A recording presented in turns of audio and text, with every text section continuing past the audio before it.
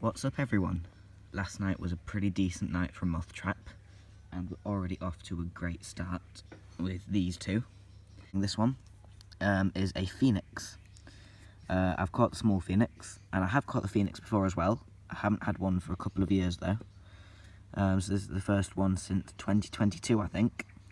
And they're a stunning moth. Phoenix, absolutely gorgeous. And the other one I had is this one. This one is Maiden's Blush, with that lovely sort of rosy tint to the forewing.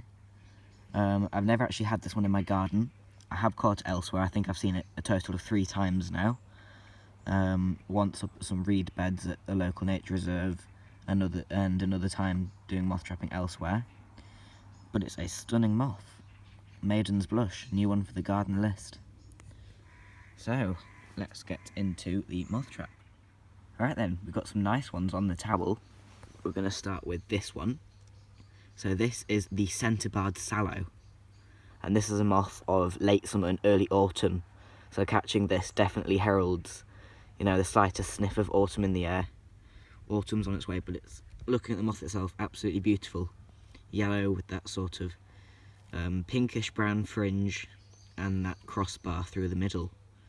Awesome. We've also got this moth over here. This is a pug, and usually I don't like the pugs. They're tricky to identify, but this one's really easy to identify. This one's a lime speck pug, and it's another one that mimics a bird dropping. And we've also got the second generation of these guys coming out. These are green carpets. They're very common. Caught them in May and June, and now the second generation, August and September. Let's see what else we've got. Okay then, we've got a micro here. This is one of the grass veneers, one of the larger grass veneers. This is Agrophila tristella. And while it is fairly common, I never get as many as Straminella.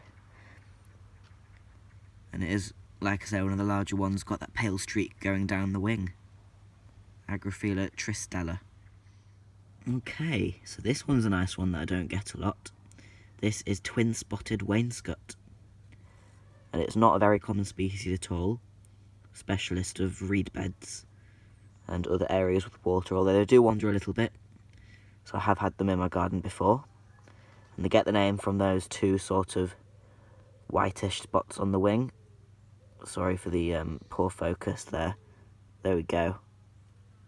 2 whitish spots on the wing, one much bigger than the other. But it's a nice looking moth. Twin-spotted wainscot. And we'll finish off here with a lovely iron prominent. I do like the prominent moths. The iron prominent is a particularly nice one with those sort of streaks of rusty red. Lovely.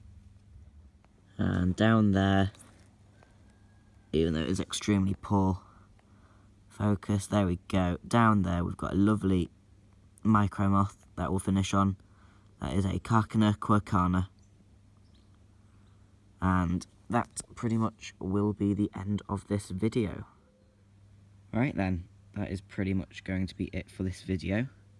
We have 3 thorn moths here sat on my hand, September, canary-shouldered and dusky. So that's pretty much the end of this video. So if you enjoyed it, please give it a thumbs up, please subscribe, and we will see you on the next one.